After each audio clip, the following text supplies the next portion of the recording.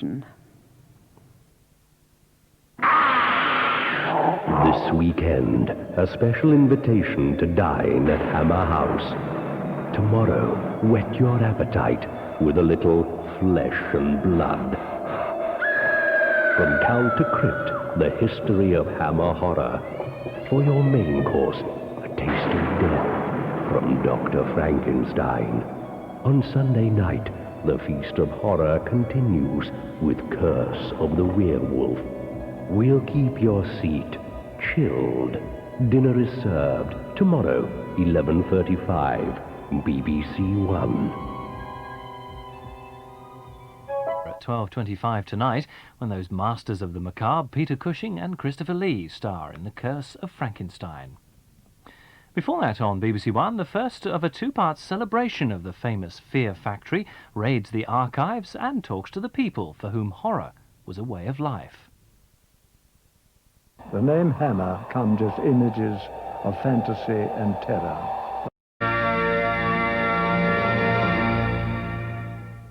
For a change to our advertised programme, to mark the sad death of Peter Cushing, announced today, the world of Hammer focuses on a much-admired actor and gentleman.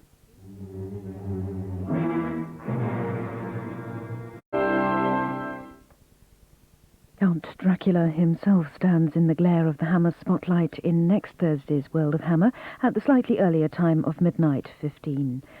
And you can see tonight's advertised programme on female vamps on Thursday the 1st of September here on Channel 4.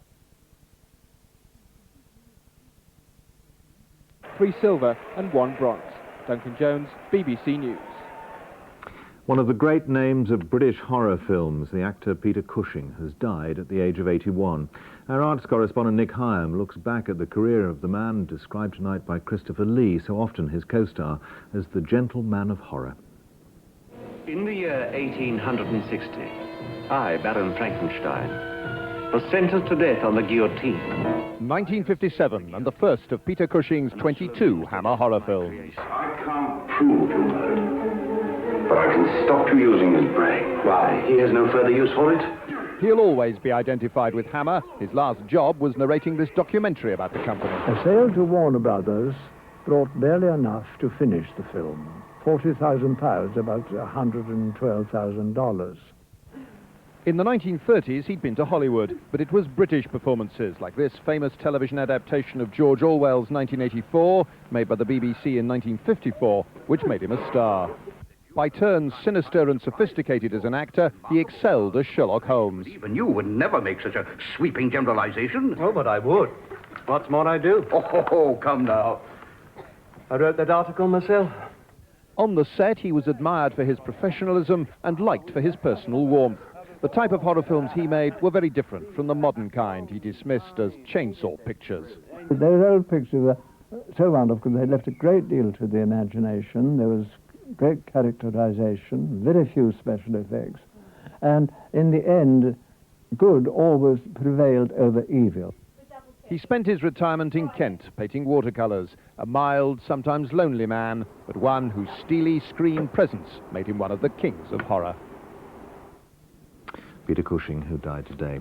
The main news again, the electricity company's regulator has told them to make a one-off cut in bills next spring and to peg price rises to 2% below inflation for the next 5 years. But consumer groups say it's not enough. Newsnight is on BBC Two at 10:30, but from the 9 o'clock news, good night.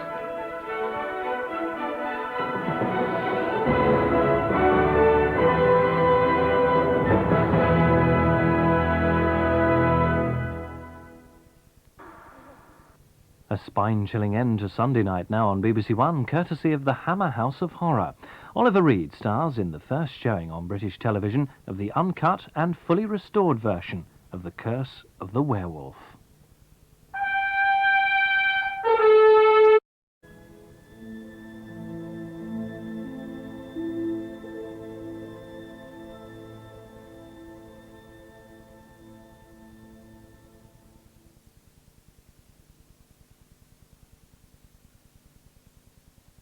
And as a tribute to Peter Cushing, a change to the published film now on BBC One, as he stars alongside Christopher Lee in Hammer's classic 1959 production, of The Hound of the Baskervilles.